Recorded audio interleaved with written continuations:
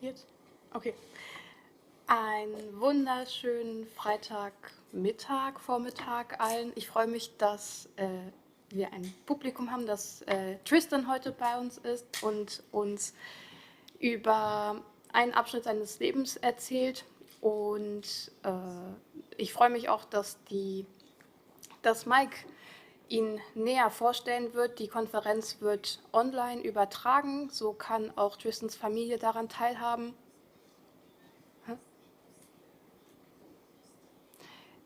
Jetzt würde ich aber gerne, also bevor wir jetzt noch weiter so zu viel reden, Mike das Wort übergeben, damit der Tristan vorstellen kann.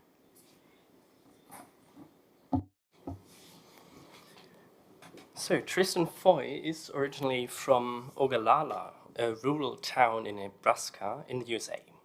He discovered his passion for languages at a young age when his aunt, a French teacher in Colorado, told him about her time living in France as an au pair and brought her French family over to meet her American one. Since then, Tristan has been interested in seeing as much of the world as he can. When he was 16, he spent months with a French family near Paris. At 17, he went to Mexico for a year as a Rotary exchange student and learned Spanish. After graduating high school in 2004, he started his academic career at Nebraska Wesleyan University in Lincoln, Nebraska, where he majored in international studies and German. During his bachelor's, he studied in Trier for a year as an NSEP, as a National Student Exchange Program student, which is similar to the Erasmus program here in Europe. That's when he got to know Germany for the first time. He graduated college in 2008 and served in Peru in the Peace Corps for 2 years, which is what he will be talking about in today's presentation. I'm sure we will get a highly interesting insight into your experiences during that time. After returning to the United States, he soon embarked on another adventure, teaching English in Prague. The next year, after returning home, he worked in a lumber yard in his hometown, but knew that he was not ready to stop traveling. Thanks to connections he made through the Peace Corps, he decided to move to Austin, Texas, where he worked as an interpreter and translator for the Social Security Agency, mostly between Spanish and English. During this time, he never forgot his dream to return to Germany and decided to enroll in a translation program. His move to Germany, however, kept getting delayed due to the rising cost of living and then the COVID-19 pandemic. Finally, however, after 10 years of living in Texas, the longest Tristan has ever lived in a single city since finishing high school, he was able to enroll in the master's program for translation here in Germersheim. His thesis is on translating taboo topics in literature and is an annotated translation of Radieschen von unten by Katharina van der Garten, an educational book for children about the topic of death. Following graduation, Tristan plans on staying in Germany and slows some of his traveling down, having spent most of his adult life moving from place to place. Tristan is also a movie fan. He's a lifelong fan of the Indiana Jones film franchise and credits those adventures movies as also getting him interested in going on his own adventures around the world, although far less dramatic. He's also an avid reader. Since starting at FTSK, he has still found time to read or listen to 116 books or audiobooks so far. Maybe you can tell us more about how and why you counted them so accurately. Yeah, well, it's more now since I've written that. And well, yeah, there are other hobbies, which include scuba diving, running, exploring nature, painting, writing, and photography. So as you know him now a little bit better, without further delay, I would like to give the floor to you, and we're looking forward to your presentation. Thank you, Mike.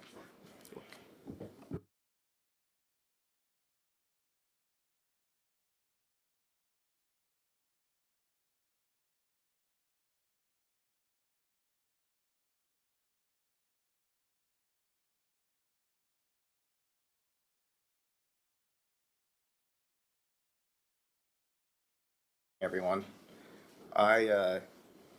First off, I wanted to say that I think it was already mentioned, but this is being recorded. But I was asked to mention that so that everyone knew that it would be recorded. And also, I have to give a disclaimer that what I want to talk about here in my talk about the Peace Corps is not reflective of the Peace Corps as an organization or anyone else's experience. This is only my story, and my story alone. So, without further ado, I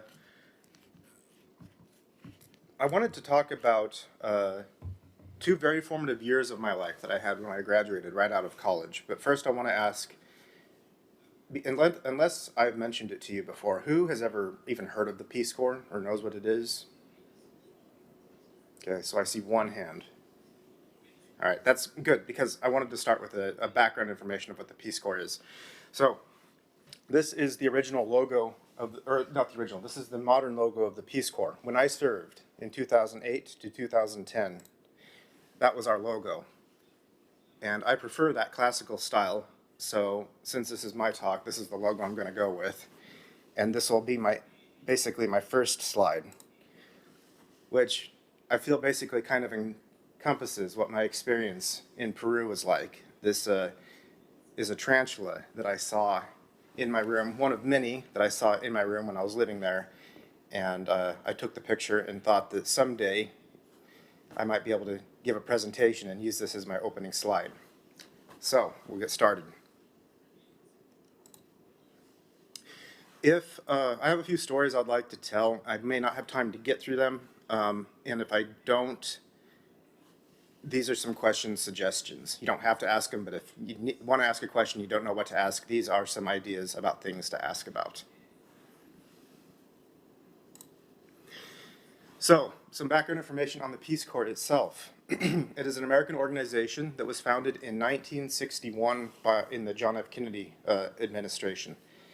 It was I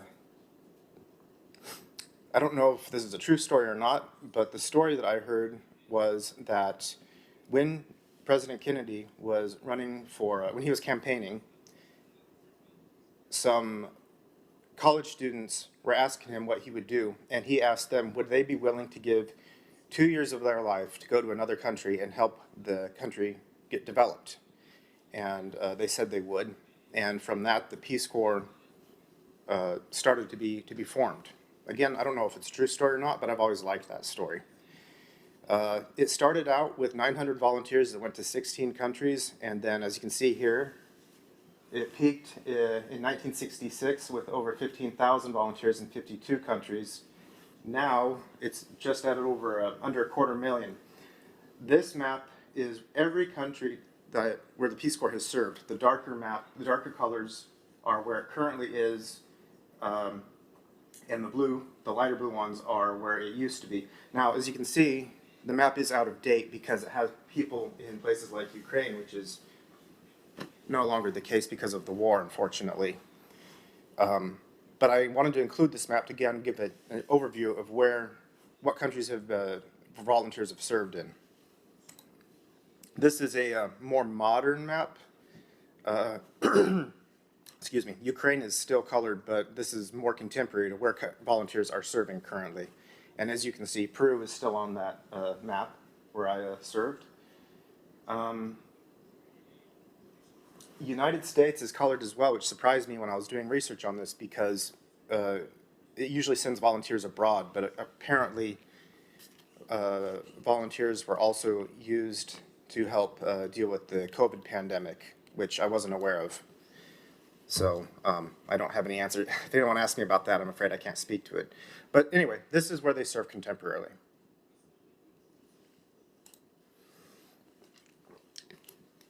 The Peace Corps has 3 goals when the volunteers sign up. Their first one is to help countries, to help the interested countries get interested in meeting their need for trained people. When the Peace Corps was started, the idea was to send college-educated people to these countries to go help them with their development. Nowadays, a lot of the countries that have Peace Corps volunteers have plenty of their own college graduates, but this goal is still there to help meet needs as the countries ask for them. And I will get to later how volunteers do get sent to the countries. The second one is to help promote a better understanding of Americans on the part of people served. Basically trying to break the stereotype of the ugly American stereotypes, and promote goodwill in these countries, the host countries. And then the third one is to do the same thing but the other way around, to bring knowledge of those countries back to America, to kind of expand on America's world knowledge, because unfortunately, as we probably all know here, Americans aren't the greatest at being worldly or having knowledge of the world. But there are a few of us, a growing number of us, I think, who are aware of that and trying to change that. And the Peace Corps is a way of trying to improve this weakness, at least I think it's a weakness, of the American personality. So we're trying. What the Peace Corps is not military service. This is not, they don't go to combat, they don't fight, they also don't do aid work for combat zones. So there aren't Peace Corps volunteers that I'm aware of. Well, there certainly aren't Peace Corps volunteers in Ukraine, they're not in Gaza, anything like that. It's development work, it's not combat work of any kind. It's also not non-governmental organization work by virtue of the name. It is a governmental organization through the United States. It's also not missionary work. There's no religious affiliation with the Peace Corps. They're not going trying to spread the good word of any religion. It is straight development work. It's also not any kind of intelligence gathering. In fact, Peace Corps volunteers are banned for a period of years, if not for their entire life, from ever working in agencies like the CIA and vice versa. CIA agents cannot work in the Peace Corps, if not forever, at least for a period of 5 or 10 years. I'm not sure what the rules are on that. And the reasons are basically for safety. If a spy went down to another country posing as a Peace Corps volunteer, it would put all other volunteers at threat because they would be seen as potential targets. And so they try to keep that separate. The types of people who join the Peace Corps. I think a lot of people on this campus are interested in, just a lot of people here can probably relate to wanting to help other people. But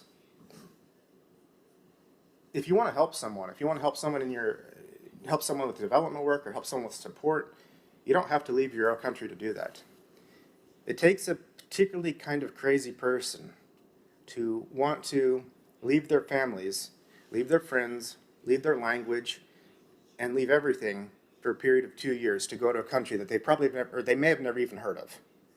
When I was applying for the Peace Corps, my recruiter said, she tries to tell volunteers to imagine themselves being in a hut in the middle of the desert with no electricity or no running water for 2 years.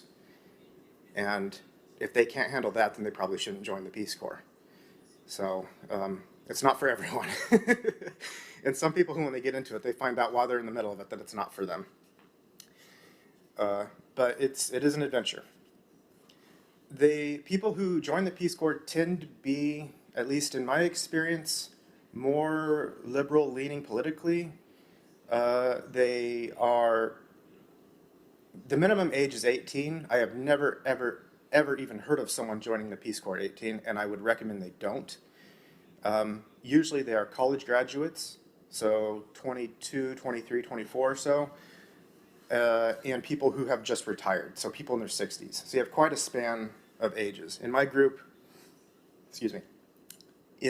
we had people who were like me, 22 at the time, a little older, and then we had one retiree who was in her, she might see this presentation, so I don't want to say how old, is in her 60s, I guess, I'm not sure exactly. So, and we had one married couple. Married couples can join the Peace Corps, but they have to meet the requirements. You must also be an American citizen.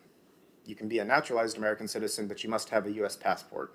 That includes people from Puerto Rico who are also, well, they're American citizens as well. Typically, people who join are, I would say, more socially active people who are interested, like I said, in helping others. They're more interested in more progressive liberal policies, whatever those may be at the time. What those were when I joined has been shifted, I think, and now those would be considered more moderate policies. But usually the people that join up, like I said, are people who are probably going to vote more blue, Democratic than Republican, although that's not always the case. We had some in my group that were more right-leaning, which was fine. Yeah, and off the top of my head, that about covers what the background is, although I can go into more depth if anyone has any questions. I wanted to include a mention of this book, Living Poor by Moritz Thompson. I found the German copy, which I have not yet read, but if anyone is ever interested in what it's like to be a Peace Corps volunteer, if anything in this talk interests them at all that I talk about, this book, even though it was written in 1969 and talks about the man's experience in Ecuador in 1965, is about as good as you're going to get when it comes to what life was like in the Peace Corps, at least when I did it back in the in 2008 to 2010. Being in the Peace Corps when I was there was a bit like going back in time. We had electricity, we had running water, there was one vehicle in town, which I'll get to, but other than that, it felt like I was going back in the past. I had a cell phone, I had no cell phone service. I had no internet to speak of, I had no internet at all. Everything was cooked over a wood-burning fire, and even though it was the 21st century, it did not feel like the 21st century. So, and this book covers that very well, even though it was written decades earlier. It felt very contemporary to what I was serving. So, and it was also one of the best books I read. So, oh man, excuse me. The application process when I served was, it took a year to apply. Nowadays, the application process has been changed to, I believe it can be done in a matter of a couple of months. They simplified it. I don't know why they simplified it, other than maybe they're trying to recruit or boost numbers. I think this was a major mistake when they simplified it because Peace Corps is hard, and the application process is like the first screening. If you can't get through the application process, there's no way you're going to get through the Peace Corps. They also let you choose your country now, or at least they did last I checked. When I signed up, you did not get to choose where you're going to go. You could ask for what region you would like to go to, which would be South America, Central Asia, Eastern Europe, etc. But there was no guarantee you would get it. Now you can choose the country you can go to. I don't know what the requirements are for choosing what specific countries and what would qualify a person for a different country. But I personally think that this is also a mistake, in my opinion, because one of the first and most important qualities a Peace Corps volunteer needs, and a good one in life in general, is flexibility and the ability to deal with things as they come up and the ability to adapt to a situation. And I think choosing your country, there's nothing wrong with it, I suppose, but I think choosing it kind of limits that.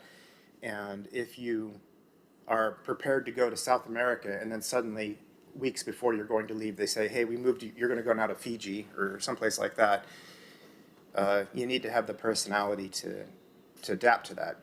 I do not really have the personality to adapt to that, so that was one of the first things I learned that was very hard for me when I got down there. I struggle with flexibility in this regard, so that was this was certainly a learning experience for me. And then the length of the process, I said it takes about a year, so I covered that. Quickly, some rules that will get you kicked out of Peace Corps. We call those admin sept, administrative separated. If you drive, you will get kicked out of Peace Corps. And the reason why is because they found that the #1 killer of Peace Corps volunteers is motorcycle accidents and I think automobile accidents as well. Peace Corps also has a very strict anti-drug policy. So the Peace Corps has a medical staff with them, and I don't, the one that I was with, they didn't do drug testing. They specifically said they wouldn't do drug testing because they know that we're all adults. But if you get caught doing drugs, you will probably be kicked out of the Peace Corps. You'll probably be admin set. If you go on vacation or leave the country without permission, you will get kicked out. And the reason why is because if there's an emergency, if there's a family emergency, if there's a political emergency, if there's a natural disaster, they need to know where everyone is so they can evacuate them. If you get caught doing that, you're out. And then kind of echoing back to what I talked about with the CIA and everything, if you pretend that you're a spy, if you even joke about it, that will get you in deep trouble. So that was one of the things that they've told us, do not even make a joke about this, because if it gets back to the Peace Corps, you're really going to be in trouble.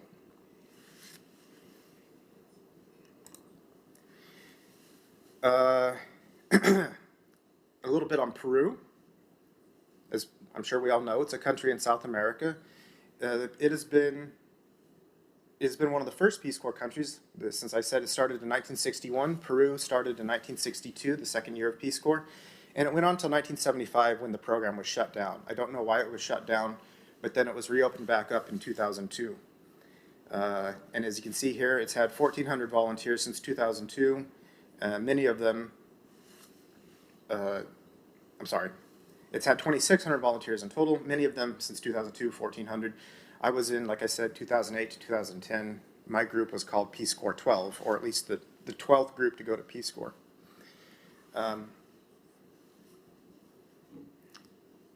Every time I look at this map, I see something a little funny. A volunteer once said that Peru has the unique distinction of, with a little bit of imagination, it looks a little bit like a rabbit jumping up into the air and flipping off the Pacific Ocean. And so now every time I look at a map of Peru, I can't help but see that. And now maybe I've ruined it for you guys too. But I always thought that was cute, so I wanted to mention that real quick. Why did I join the Peace Corps? As I said, I joined right out of college. I had been curious about the world ever since I was a little kid, like Mike introduced me. I love languages. We all can relate to that, I think. I wanted to be a linguist, I thought. I wanted to go into academia and becoming a linguist, and I thought that learning a language, improving my Spanish, and then maybe learning another language, like Quechua, or another language that's spoken in Peru, would help me along in these future endeavors. I wanted to help people as well, of course, but my reasons were more of the adventurous nature, I have to admit. I thought that this would be a great experience to see a new part of the world, and adventure is a big part of the thing. I mean, one of the things that all the volunteers have in common, I think, all the Peace Corps volunteers, I should say, is, like I said, if you want to help someone, you can do that at home. But if you're going to do something like this, you do have to have a bit of an adventurous soul. And I think the last thing that I joined the last reason why I joined is I needed to prove to myself that I could do something hard. At this point in my life, I had quit a lot of things. I had quit the piano twice. I quit playing saxophone. When I was younger, I quit the Scouts. I felt lost coming out of school. I'd finished my degree, but I didn't know what I was going to do with it. I was at a very confused point in my life, and I'd also been just recently diagnosed with a severe anxiety disorder, and I was recovering from that, and I just needed something that I could use to help me find identity, I think. So, as much as I want to say that my reasons for joining the Peace Corps were because I wanted to change the world and help people, which I did want to help people, the real reasons were I was on a path of self-discovery, I think. And there's nothing wrong with that. So, I joined up out of college. Right out of college. It was basically my first job after I finished school.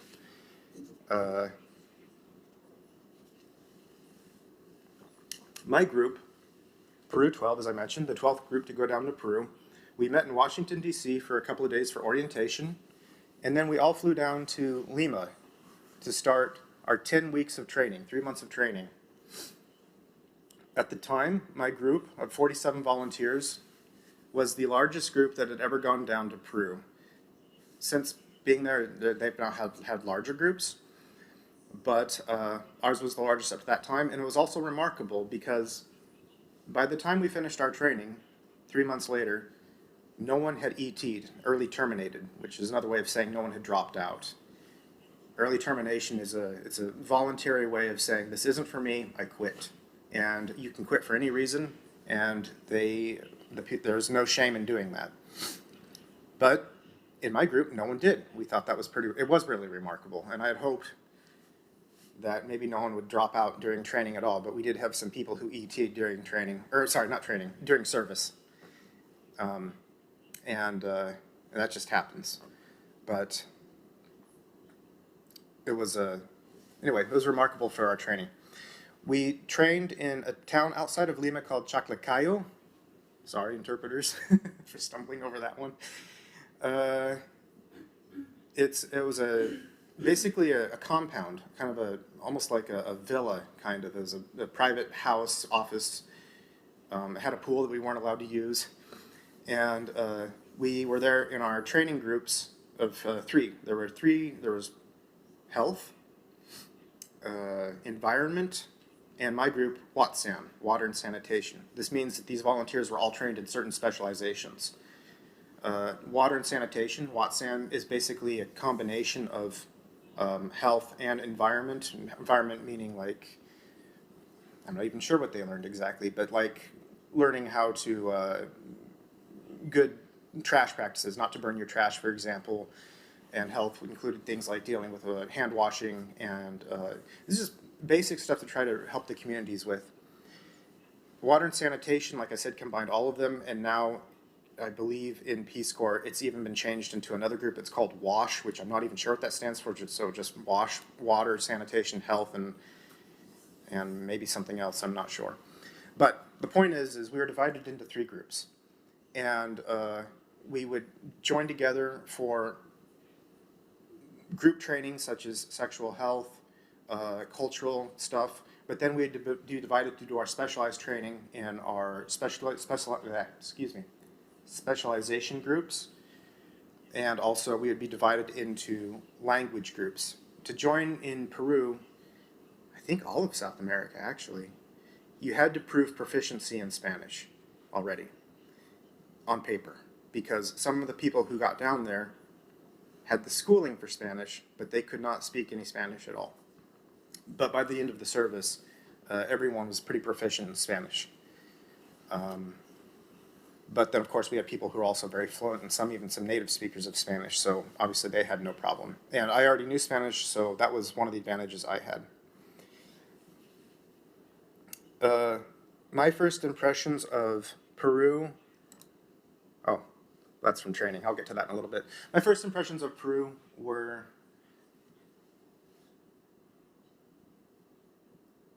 my knowledge of Peru was abysmal, embarrassing before I got there. I knew nothing about the country. I did a little bit of research, but for some reason in my wisdom, I had forgotten that South America is an entire continent. And I, for some silly reason, had thought that all of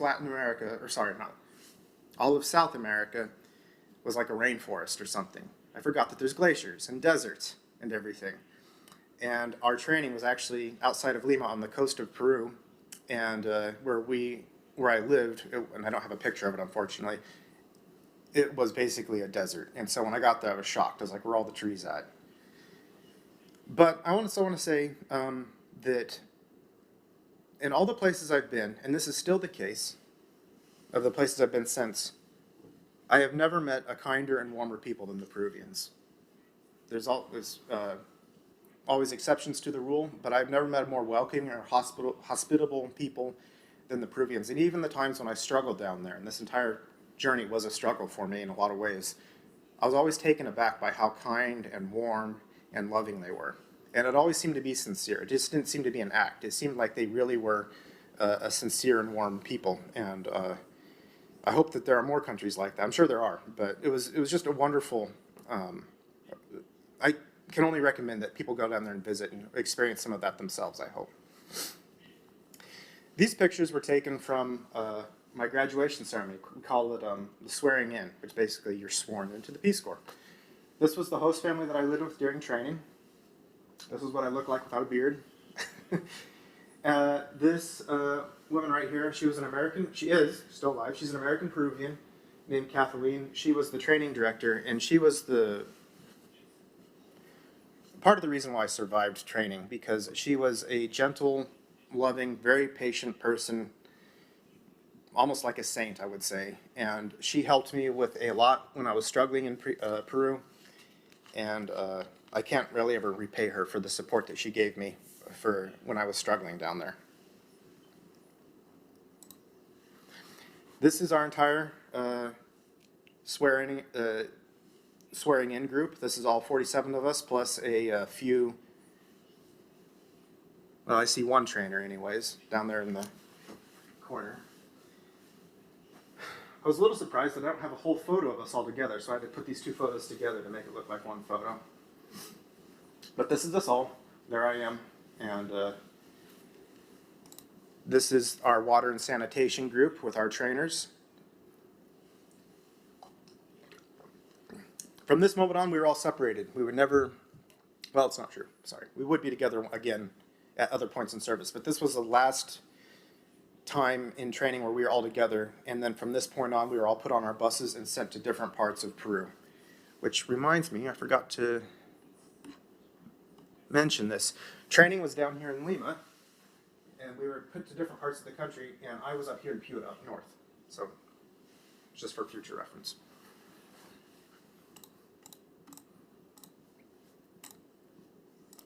Okay. So I get to my site in Alto Piura, basically the foothills of the Andes in Piura. The town is called La Rinconada. It was a village. It is, I should say, it's still there. It's a village of 400 some people. As you can see, very rural. I took this picture when I was looking for cell phone service. I went on some goat trails up here, and about 45 minutes away by foot, looking for cell phone service. I was also the only volunteer in my town. There was another volunteer on the other side of the hill here or so, about also 45 minutes away by foot. And if you walked further up the mountain, there was one tiny little spot where you could get a cell phone signal. And that is how I stayed in contact with the outside world. We dubbed that area Cell Phone Mountain because that was the only place where we could get a cell phone signal. And so I'd make it up there maybe once a week or every week and a half with Patrick, my co-volunteer, my site mate, I should say, even though he was in a different site. And that was how I stayed in contact. But so that's what the village looked like where I was living. These are a couple of things, some noteworthy buildings. The yellow one right here. This is where you can make a satellite phone call. You can call out, or if you called in, you would call them and say, I need to call so-and-so, I'm going to call back in 10 minutes. And then they would get on the loudspeaker, which you can't see, but these wires going up to the loudspeaker. And they would get on the loudspeaker and say, so-and-so, you have a call coming in 10 minutes, come to the call center. So you would hear every once in a while this voice being called out in the community that someone needed to go pick up a phone call in a few minutes. This was the health center in the village. In Peru, I'm not sure about other countries, but maybe it's similar. If you're going to be a doctor or a nurse, you have to do a tour of duty, basically, in the rural area of Peru for a year. So this is where they worked. It was very basic. There was no major procedures that could be done there. There was no doctor there. There was a nurse. There were two nurses, I should say. There was a doctor in another town 45 minutes away. But this was basically very basic stuff. They had some bandages. They could weigh babies, things like that. But if you needed serious medical help, you'd have to go to a city for that. And it just wasn't equipped for that. But it did have a building for some medical purposes.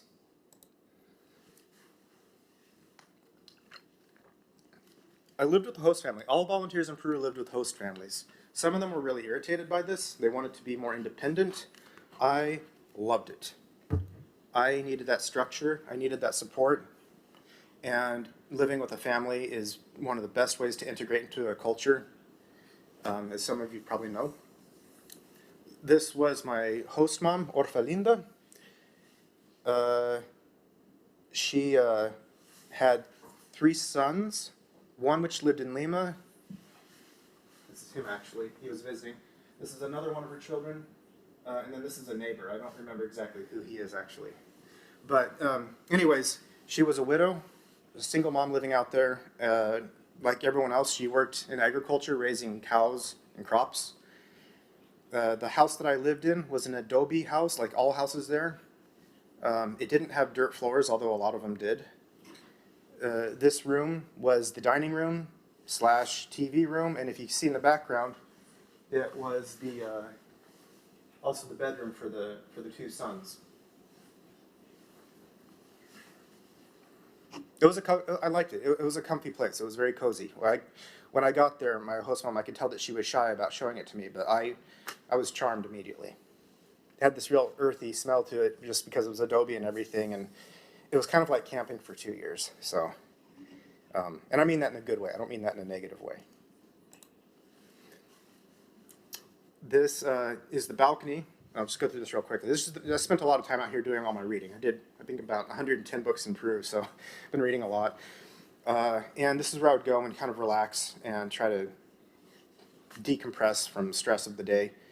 The other reason why I wanted to show this is, if you notice, the floor is made out of bamboo, so you can't really see. These are bamboo trees over here. Everything out there is made out of bamboo. Another thing that I didn't realize about Latin America is that bamboo is everywhere. I always associated that with Asia, but it is everywhere, at least in Peru. So just another thing that I was ignorant about before I got there.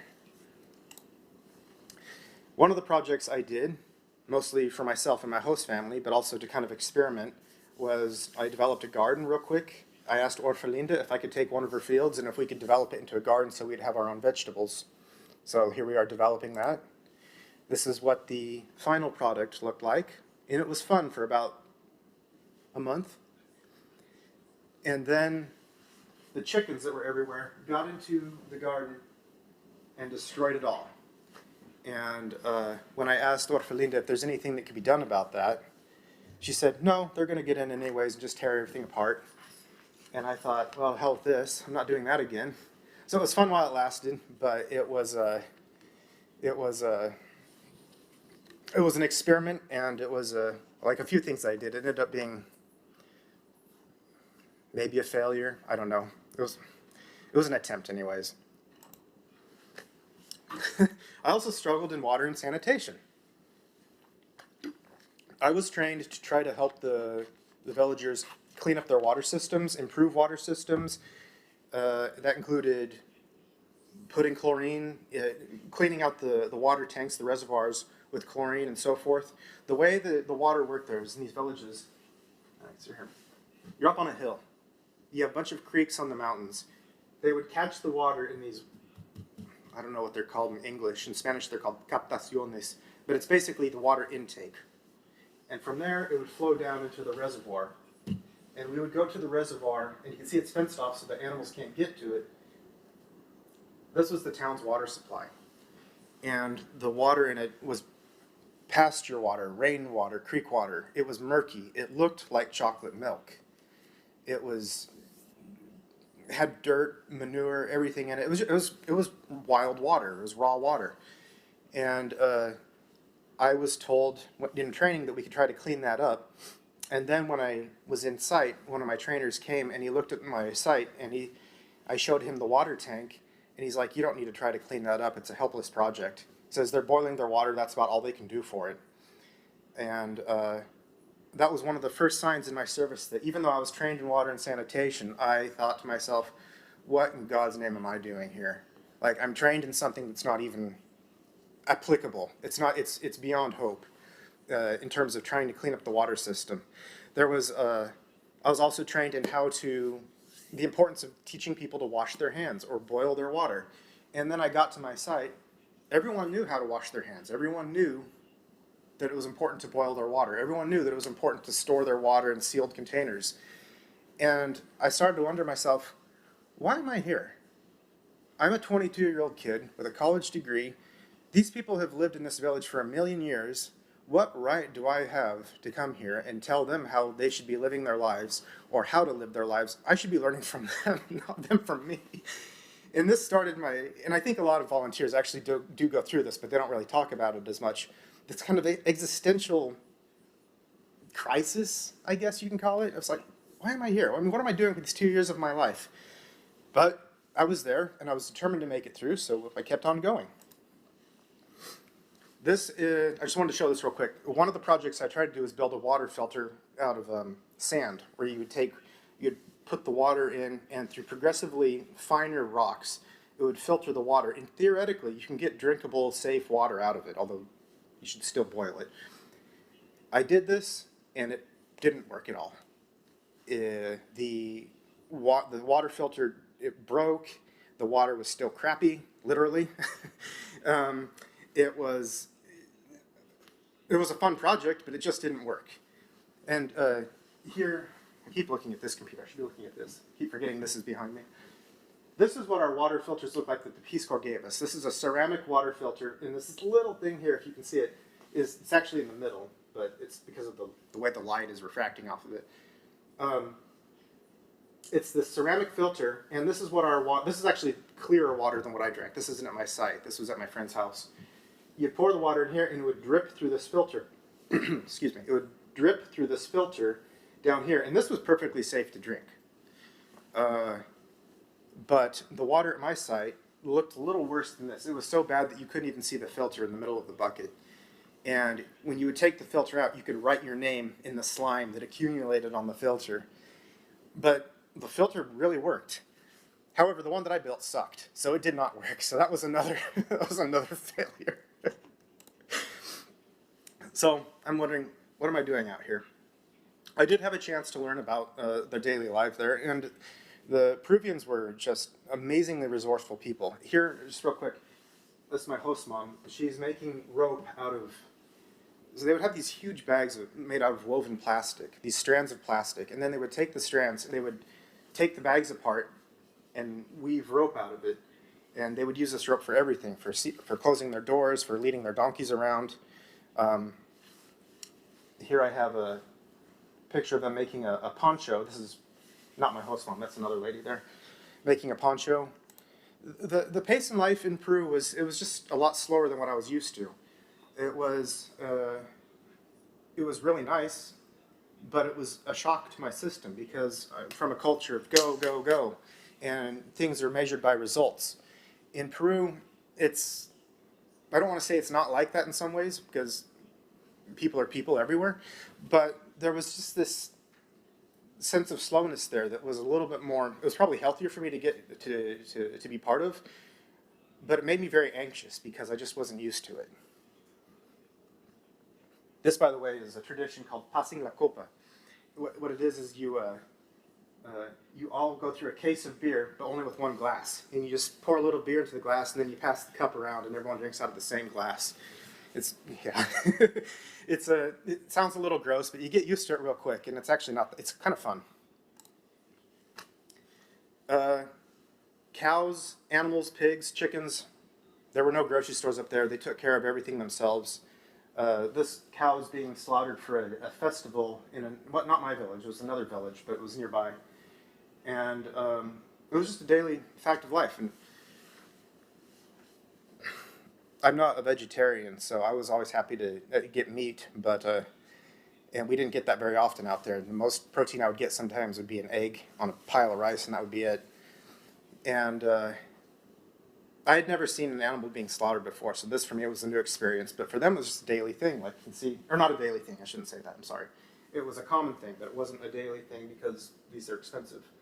But I thought it was interesting that the children just watch it and not be shocked by it, whereas if I'd been that age, it would have blown my mind. The things that I struggled with in Peace Corps and at my site, the rainy season was tough. The rainy season was about the duration of about our winter here. The slow pace of life, like I mentioned. Power and water outages. We had running water, but even though the water system was basic to the point where was these PVC pipes, these plastic pipes that would run through the fields. And if a cow stepped on it, it would break the pipe and there would be no water in the entire town. So we'd have to go find where the pipe was leaking and fix it. Power outages. At one point we had we had zero power for 2 weeks because some dude, some genius, was cutting down a tree, a bamboo tree, and it landed on the power lines and knocked it out. And this happened a couple of times. And there was a rumor that they said that if the power is knocked out one more time, they're not even going to bother trying to repair it, and that would suck. So I hope that wouldn't happen, and thankfully it did get repaired. Loss of direction in town, and I mean here loss of personal sense of direction, like what am I doing with my life? The town, you couldn't get lost in this town. It was like one street. But as I mentioned earlier, I did my training. I did 3 months of training, and then I got there and I found out none of my training is really applying to anything, and I felt like I was failing as a volunteer, if I'm being honest. Isolation was also very difficult. I thought I would be around other volunteers, and there was one volunteer around who I was very thankful for, but I thought I'd be in a developed community of 3 or 4 volunteers, and we'd be bouncing projects off each other, and there would be more structure. There wasn't any of that. And as I mentioned earlier, I struggle with flexibility. It doesn't come to me naturally. And when I was in my site, I had some real crises of what am I trying to do out here. But there was also some good stuff. I had some stories from my host mom. The rabies story that I mentioned earlier. This is a horrifying story, but I still like it. She told me this story when she was growing up, either in that town or a town nearby. There was someone in the village who was somehow infected with rabies. And everyone in the town knew what was going to happen. Fatal disease. I've heard of one person surviving it in the entire world through major medical care. This wasn't going to be this person's story. This person wasn't going to survive it. So what they did the only thing they knew to do it there. They tied this person up and waited for them to die. And I thought, that's a pretty terrible story. I need to use that for my own story. So I returned that and spent some time writing a short story with that as the basis. And I also got back into painting, which I'm trying to get back into now. At one point when the power went out, I painted a painting by candlelight. It was a fun project, and I wanted to see how it would look in daylight. So I painted the entire thing by candlelight, trying to imagine what the colors would look like, and this is what it ended up looking like right here. It was kind of a therapeutic process for me. There isn't really any story to this other than I was proud of this painting. But that was one of the ways that I tried to cope with dealing with the isolation out there. Of course, I interacted with people as well, but these are some of the personal projects that I worked on. At the beginning of my service, though, there was something that that I was able to do very clearly. Because the power went out within the first 3 months of my time at my site, the nurse came up to me. I was in the process of doing what are called encuestas, basically diagnostics of the town. I would go around and ask the people in the village certain questions about, do they know how to wash their hands? Can I see their latrines? Can I see how they store their water and so forth? And from that, you would try to figure out what the town needs. What projects the town would benefit from. Like, would it need a latrine project? Would it need a hand washing project? And so on and so forth. So I was in the process of doing this. This was an enjoyable thing for me because I knew what I was doing, frankly.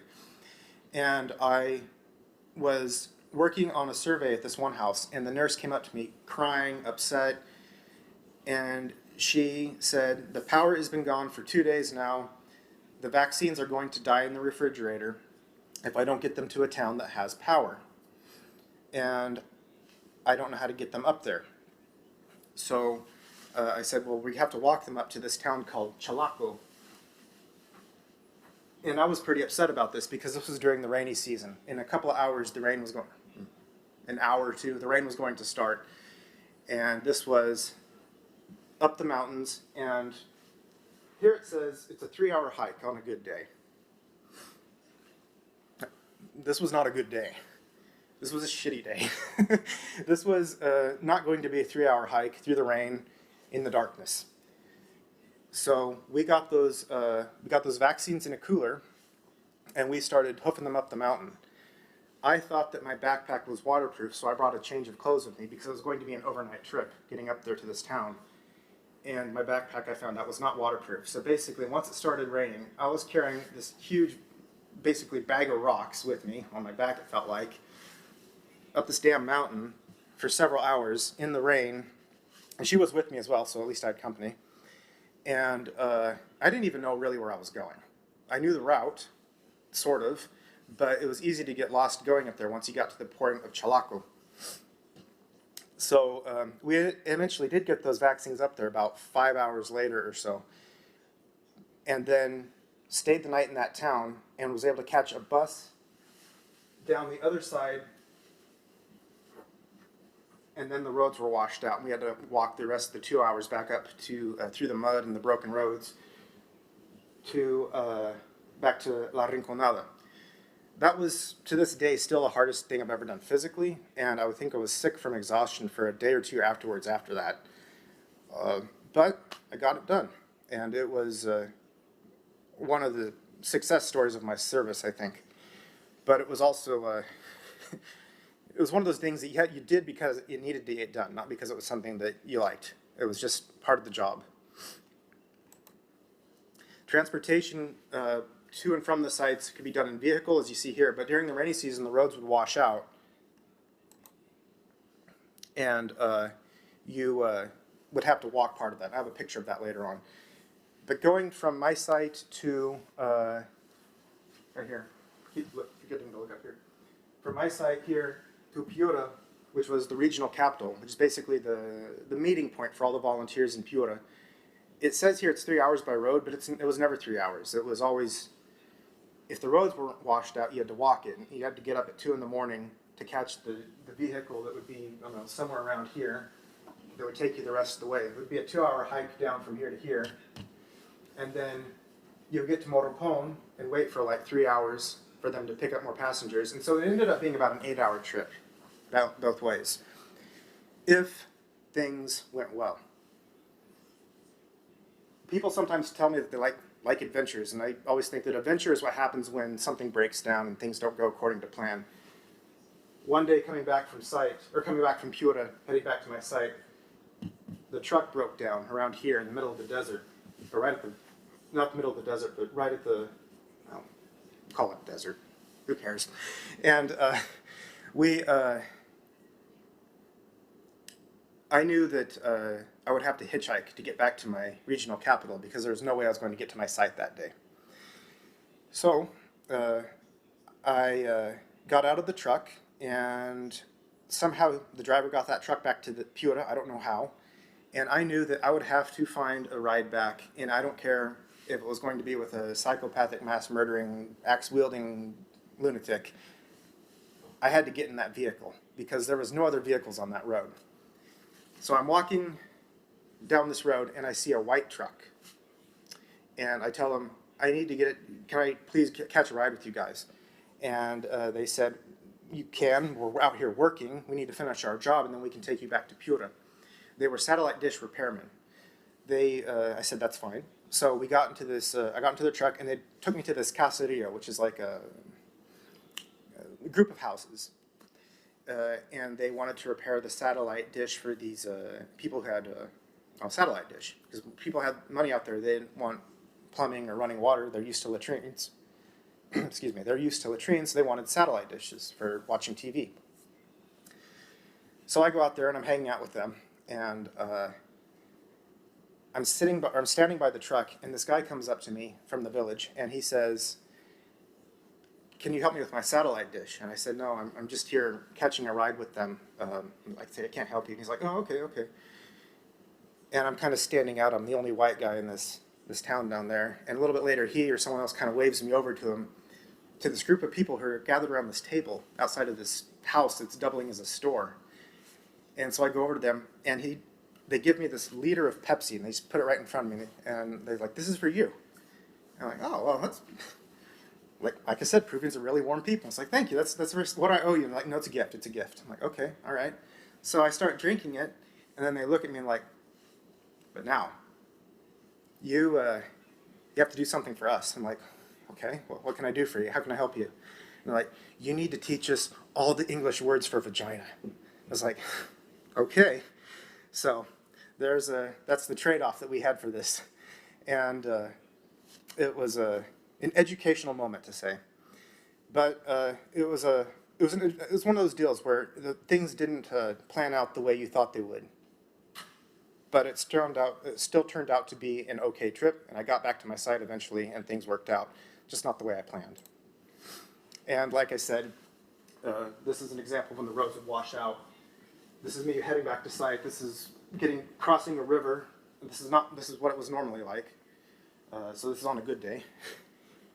And the roads would be washed out for several months until the rainy season ended, and we would the towns would get together and try to repair the roads after the rain stopped.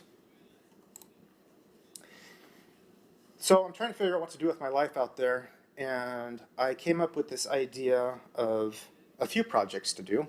And this is me presenting the idea to the town and trying to explain why some projects might be beneficial. And as a volunteer, the job was not to do the work for them, but try to motivate them to do the work and show them how to do it, so eventually they would be able to do it themselves. That was the whole point of sustainability. 2 projects I did. One was called the Cocina Mejorada, which is basically, it means an improved oven. It's a simple mechanic. You put the wood burning stuff, the firewood in here, you cook everything like you normally would over a wood burning stove.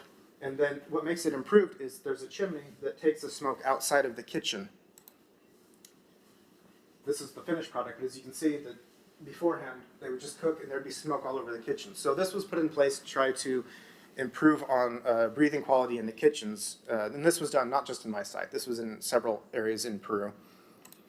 And the other one was a latrine that I built for my host family. This was what my toilet looked like for the better part of 2 years. It was horrifying. And this looks like dirt, but it's not really dirt. It is dirt here, but this is actually a bamboo floor, and as you can see here, it's falling in. So I would go and use that thing and think, today the day I'm going to fall into the damn latrine. That never happened, but I wanted to make sure that didn't happen. So the project that I settled on to help the town with was this thing called a composting toilet, which I'd never heard of before joining the Peace Corps. But basically what it is it's a bathroom that has 2 chambers, and you fill the first chamber with solid waste over time, as you do. But this toilet seat is special. It separates the liquid waste, the urine, from the solid waste. And the whole point is to try to keep the chamber here as dry as possible. And you can mix in a little bit of ash and manure, and you have to stir it up a little bit, so there's some mechanics to it. But the point is over a period of time, about a year or so, it breaks down into, all the harmful bacteria is destroyed, and it's broken down to a material that's basically inert. You can use it as fertilizer for gardens, or you can just throw it out. But even though it's solid waste, it's no longer like the disgusting stuff you'd see in a sewer. It's just basically broken down as dirt. So that's the project I did with my host family, and here we are building it.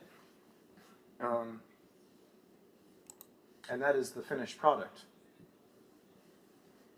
I wasn't there long enough to see how the mechanics of it breaking down worked, because this was towards the end of my service, but this was when I was starting to figure things out about how to get projects done there. It was interesting because the first year I was there, I didn't know have a clue what I was doing. It was only after the second year that I started to figure things out, and it wasn't until the end of my service that I finally started to feel adjusted well enough to get work done, but by then my contract was up. The other major project I did, I want to get to this real quick before I finish up here. As I mentioned, I loved reading, and I spent a lot of my time out on that balcony reading my books and wondering what in the hell I was doing with my life. And frankly, I felt like I was wasting my time, and I felt like I was wasting the villagers' time. I felt like I was taking advantage of them, but I just didn't know what to do. The whole time I was out there, I felt very much like I was in a rowboat with only one oar, and no matter how hard I rowed at it, I was just going in circles. But the kids would come up to me, and they'd be like, can we do something? And it's like, what do you want to do? I'm like, let's draw some pictures. Like, all right, we can draw. So I got them paper and colors and some jigsaw puzzles, and I thought that I would teach them how to draw pictures and so forth. And they just wanted to play. And I thought, okay, fine, whatever, who cares? They just want to play. They're happy, I'm happy, good. And then it occurred to me, I really like reading, they like drawing, they need a place where they can do this.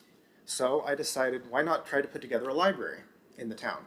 There were some books in the school, but literacy wasn't very popular there. And I told the towns, like, this would be a good thing. I think this would be a good thing for the town. The children have a place to hang out. And hopefully, some of them might take an interest in reading. I also hoped that I would be able to teach them how to use the library, but that didn't work out because my service was coming to an end at this point. But I found a building that was just being used for storage. And you can see here, just tiles and so forth for building. And I asked them, how are we going to fund this if we're interested? And they're like, we are interested. Why don't we fund this with a cockfight? And to us, that might sound like a brutal idea, because it is a brutal idea. But in the village, in this part of the world, this was a really popular pastime. And this was an example of where it wasn't really my place to say, well, let's think of something a little bit more humane to raise money. This was a time where you had to lean into the host culture and be like, this is how they do it. And it was a huge success.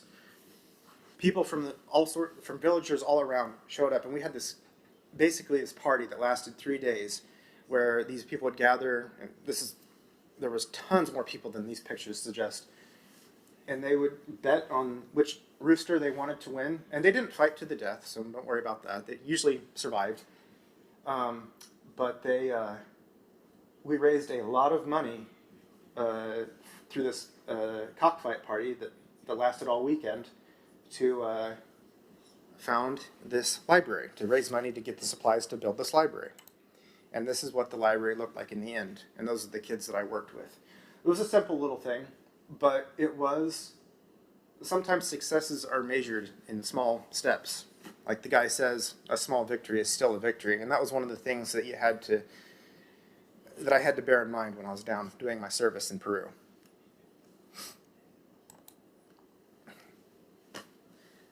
So, coming to the end of my talk here, and I only just glanced over. There were so many things that I wanted to tell here that I didn't have time, and I cut like 20 slides out of this when I was preparing it. When I went to other volunteer sites to help them with projects or other stories that I wanted to tell. But at the end of 2 years, I finished my service. I finished my contract. I decided I didn't want to renew. As a volunteer, you can renew it up to 2 times, so you can end up doing 4 years. So renew for a year and then renew for another year. I was done. I was starting to figure out how to do things there, but I knew that I was at a point in my life where I needed to move on to something new in my life. And but I started to realize that when I got down there, I thought after 2 years I'd be an expert in the culture. After 2 years, and this is true for Germany as well, I'm only starting to understand the culture. 2 years is nothing. It feels like a long time, but it's not a long time at all. I COS'd, closed of service, meaning my contract came to an end in November. I started my service in November. I ended 2 years later in November. I went to Ecuador for a week on vacation to visit a friend, helped her dig up fossils. She was doing PhD work in Ecuador, digging up fossils, so that was fun. And then I came home for Thanksgiving in America. And that was my service. But for years afterwards, I felt really guilty that I didn't do enough down there. I looked at other volunteers who had done so much, had been talked so positively and so extrovertedly about their experiences, about how much they accomplished and so forth. And I looked, and it's like, I had a bunch of water projects that didn't really work out. I had a library that I did. At the end, I got it done, but I didn't show them how to use it because it took so long to figure out what to do. And I felt really guilty about how little I got done down there. And I felt almost like a fake when I came home. It was like almost like a survivor's guilt type of thing. I was like, this isn't how it's supposed to feel as a volunteer. And I felt like this for over a decade. And then right before I moved to Germany, I called up Kathleen, the training director, the picture that I showed earlier. And by now she had retired from the Peace Corps. And I told her, can I ask you some questions? And she said, sure. And I said, I don't feel like I did anything down there. I feel guilty. I feel almost ashamed of my service in a way. And she said, why would you feel that way? And I told her what I just told you, that I felt like I hadn't figured anything out, and I just had a hard time feeling positive about the things that I'd done down there, that I'd tried to accomplish, and they never seemed to get off the ground. And she said, in her experience as a training director, a lot of volunteers came to her and told her this, but they didn't talk about it publicly. But she said the things that I was talking about were things that she had heard very commonly from other volunteers. And she said, I wish I had recorded it so I could listen back to it and remember exactly what she said. But she said, the Peace Corps asks almost the impossible of kids, and adults out there, but young people mostly, to go to some site and try to change it and improve it. There's only so much you can do. It really is up to the people themselves. So a lot of things, it's like any other thing. You put out a lot of feelers, you put out a lot of effort, you only get a few returns sometimes, and you can't control that. And this was something that I was learning gradually. And she said, let me ask you, did you go down there and leave the village better than you found it? And I said, well, I tried. I tried to set a good example. I got a few projects going. Some of them worked out, most of them didn't. But at least I think I made a good impression down there. And she said, that's all you can ask. Sometimes that's all you can do. She said, there's no reason to be ashamed of not turning the town into a major city or something like that. And she didn't say that, but not having a majorly super successful Peace Corps service for the, that's going to go down into the books. She said, sometimes the best you can do is try, and the rest of it you just let happen, and you see how it falls, how the pieces fall, so to speak. And when she told me that, I started to see my service in a different light. And also this project here was also cathartic for me, because I started to look back at some of the photos that I'd taken and saw that I got a lot more done there than I thought I had. And so that was helpful. But overall, I would say that my service, I would give myself a 2,3, solid average, but an A for effort. I would have to say that I probably wasn't the type of person I didn't have the personality to be the exact type of Peace Corps volunteer when they invented the Peace Corps. I probably wasn't the model they had in mind. But it's certainly something that I'm glad I did. And I've thought about maybe in the future doing it again. I think now that I'm older and have more life experience, it would be I would have a lot more to bring to the table that I didn't have as a confused, anxious, freshly graduated college student. So a couple of quick things before I finish here. My computer was stolen down there. My apartment was broken into, or my hostel room was broken into, and it was burgled. I lost my computer and my camera and my e-reader. So, just quick lesson, always back up your computer. I had backed up mine, so thankfully I only lost about 1,000 photos, but all my files, my other photos that I had taken were saved. Secondly, life has rocks. I learned this lesson when I was doing my garden. I was trying to dig out a rock, and my trainer was out there helping me do the garden for a day, and I couldn't get this rock out, and he said something that's kind of cheesy, but it's always stuck with me. He says, sometimes you just have to go around the rocks in life. You can't conquer everything. Sometimes you just have to bypass them. And then thirdly, sometimes you should pretend to be a spy. One of the things that I found that helped me was I was reading a book, a military thriller, and there was a character in it who was acclimating into his culture by acting like a spy. Or he was a spy, by acting like he was part of that culture. And I have found that it helps to gamify things in life. If you have to do a task that sucks, that's not fun, that's not enjoyable, pretend that you're a spy and that your cover is to do that task. Your cover is to do the dishes. Your cover is to write that house I buy. Your cover is to do something even though it's not an enjoyable process. And once you turn it into a game where you pretend that you're a spy and that's what you have to do, otherwise you'll be found out, it becomes a lot more enjoyable. And when I was in Peace Corps, there were things that I had to figure out how to do, like sometimes the town surveys or whatever. And once I pretended that this was just a game and that I was a player in a game, it became a lot more enjoyable. So this is a life skill it's a life hack, I should say, that I've found that's helped me ever since I finished my service. I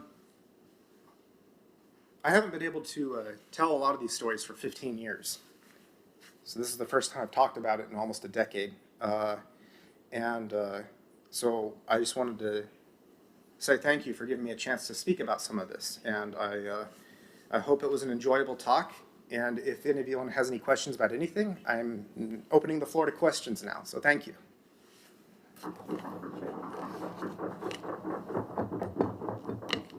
Vielen Dank, Tristan. Vielen Dank für die Zeit, die du dieser Präsentation gewidmet hast und auch dem, dass du hier bist.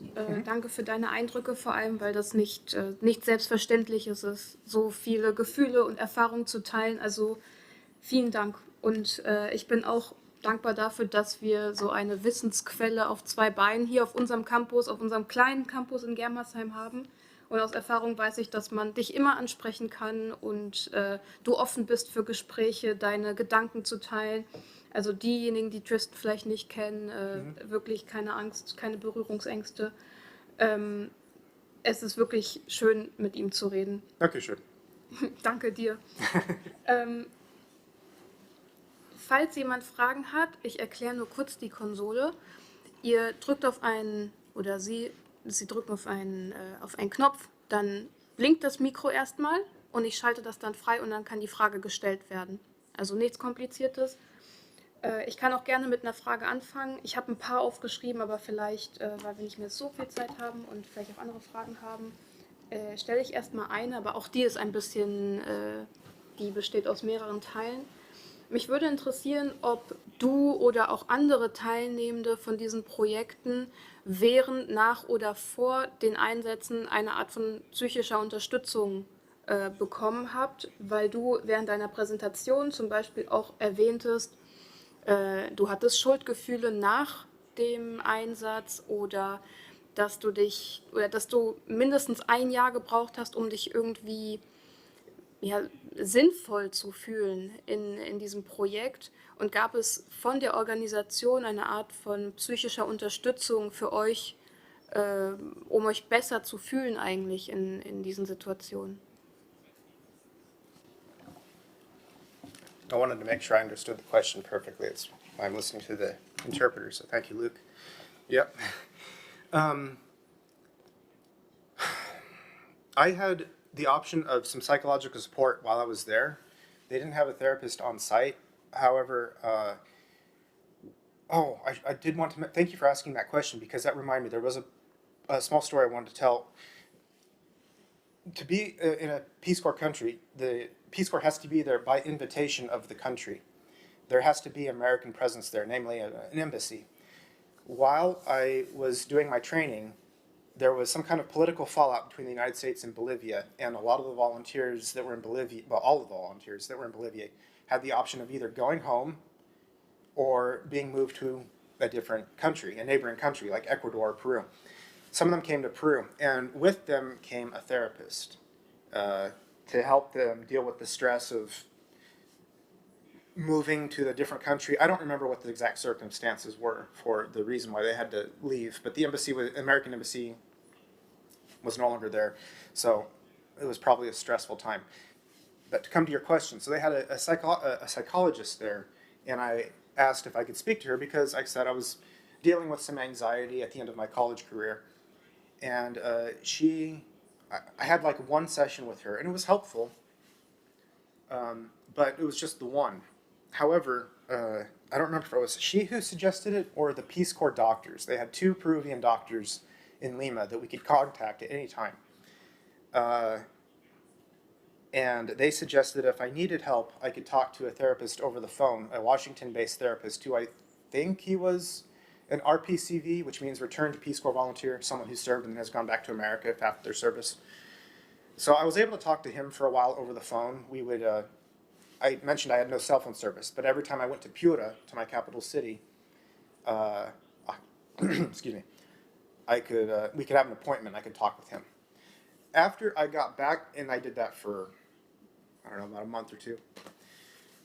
After I got back from my service, I don't recall them being a psychological support,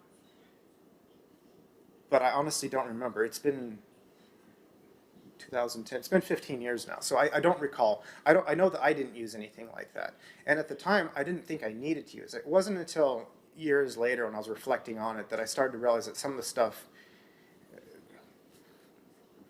I have a real problem comparing myself to other people. And so when I met other Peace Corps volunteers, I think I started to compare my service with their service back in the States, talking about it. And they all seemed like they had done magnificent things. And I was like, well, I hosted a cockfight. I've always been very hard on myself. I mean, they say that you're your own worst critic. And I'm finding that out here in Germany as well, that I'm a lot harder on myself than I need to be. But to answer your question, I don't know if there's an option. It would make sense if there is an option, and I hope there is. I just never was aware of it because I didn't look into it at the time. But I also will say that I think most volunteers come through with a more, they come through with a better outlook on their service than I did at the time. I was, like I said, I was comparing myself very hard to volunteers down there and in other parts of the world. And I think that that probably sabotaged me a little bit. And that wasn't the fault of the Peace Corps. That was more just me falling victim to my own expectations about myself and so forth. And I set the bar on myself a little too high, and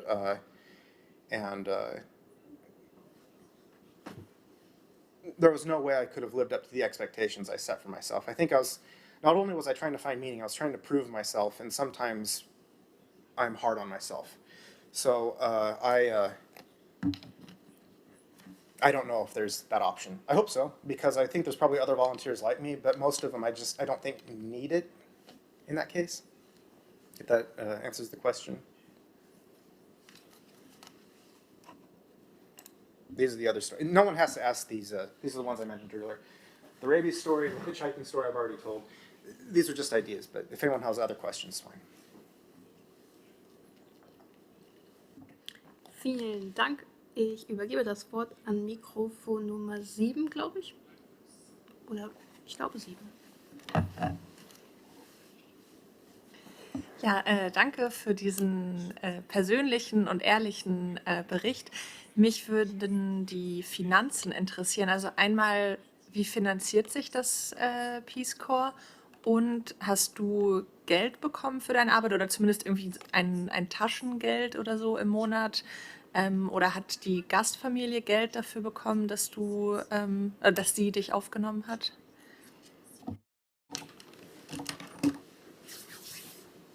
Thank you. Yeah, that was also an important aspect that I forgot to mention. Like I said, I skipped over so much here.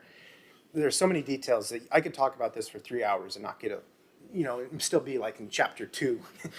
You go down as a volunteer, which means you aren't going to make a salary. You're not going to make an income.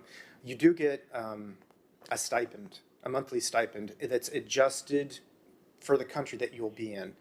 I think I got, the Peruvian money is soles. I forget what the exchange rate is, but I got the equivalent of $400 or $500 a month. And for that, those were my living expenses. And yes, the host family did get they treated me, awesome host family.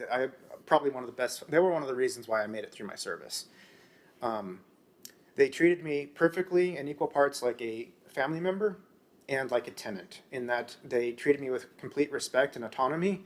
I could do whatever I wanted. If I was leaving, I never had to ask permission. But I was also a renter, and so we negotiated on a price. I think it was like $200 or something like that a month. And I would also buy them things like, when I went to the city, I'd buy them vegetables, or sometimes, like I said, I really wanted meat. And she said, well, I don't have meat and can't afford it. And it's like, I'll go buy the chicken if you cook it. So I would do that. And the latrine that I built was a gift to them. It was supposed to be a community project, and I was going to have them help me pay for it. But by the end of my service, like, they can have it. They've done so much for me. So I paid for that. But yes, they were paid. And then at the end, they were paid a rent. I got my monthly stipend that goes towards whatever you needed, buy your own food, supplies, medicine, whatever, vacation. And you do get some vacation time. You get, I forget, was it 2 days every month? And so you can accumulate them so you get like a month off or something like that by the end of your service. Plus, I forget if there's government holidays or stuff. It doesn't matter. And then at the end of the service, I don't know how it is now, but when I finished my service, I got $10,000 that is, it's called a readjustment allowance. So sorry, I didn't give you guys that term.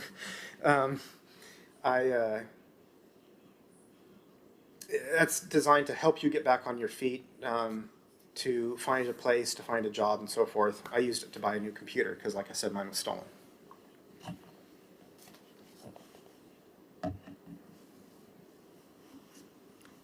Vielen Dank für die Antwort und auch für die Frage. Hat noch jemand Fragen? Dann stelle ich vielleicht noch eine zum Abschluss, die ist wahrscheinlich auch nicht so schwer. Also ich glaube, über viele Sachen könntest du noch sehr viel erzählen. Leider haben wir die Zeit nicht dafür.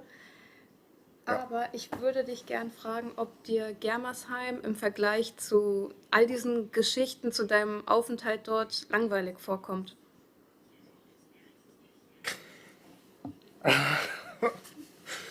Oh man, I was afraid of this question.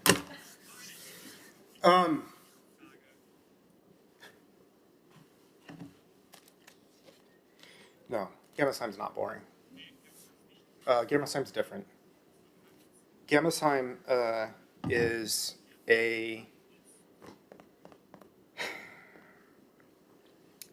Germersheim is exactly what I needed when I came here. I know a lot of people don't like it here, or they complain about it. And sometimes I think people complain just to complain, honestly. They just want something to whine about. It's normal. It's human. I was living in Austin before I moved here. City of about almost 1 million people. Hectic, expensive. This pace of life here in Germersheim is such a relief from that. So, Germersheim is not boring. That's the first answer I have for you. Compared to Peace Corps, life here, this has also been one of the hardest points in my life in this campus, but for different reasons. In Peru, it was very lonely because I had a hard time acclimating to the culture. I knew the language, like I know the language here, but I wasn't too familiar with the culture there. And also it was very lonely because I stuck out like a sore thumb, as we say. Like I was the only white guy there. I was the only American. People just didn't know what to make of me. They didn't know what I was there doing, and I would explain it, then they would accept it. But I was very much an outsider. Here is also a pretty lonely point in my life, if I'm being honest, but for different reasons. To be honest, here I feel invisible almost. Like when I'm sitting in the Mensa having lunch and I don't sit with anyone, it's not because I want to sit by myself. It's because it's hard for me I don't really feel as welcome here in some of the groups. They feel very closed off. And so I sit because I don't know who to sit with.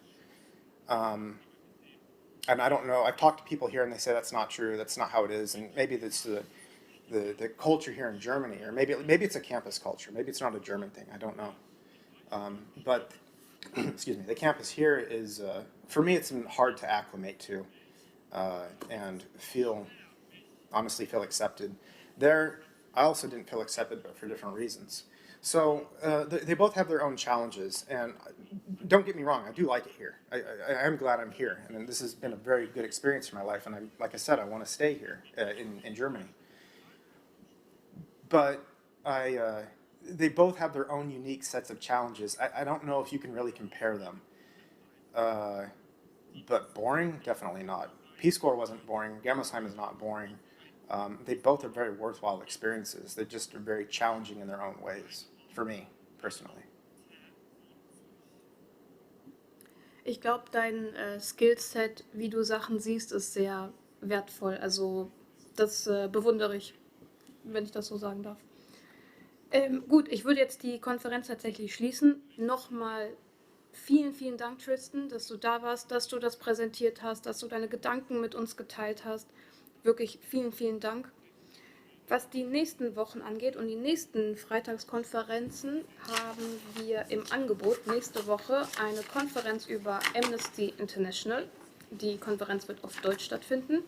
Und die Woche darauf eine Studierendenkonferenz von Frau Dr. Lisa Baum und Frau Julia Lieb. Dabei geht es um Dolmetschen im sozialen Raum, nämlich die Organisation DOR.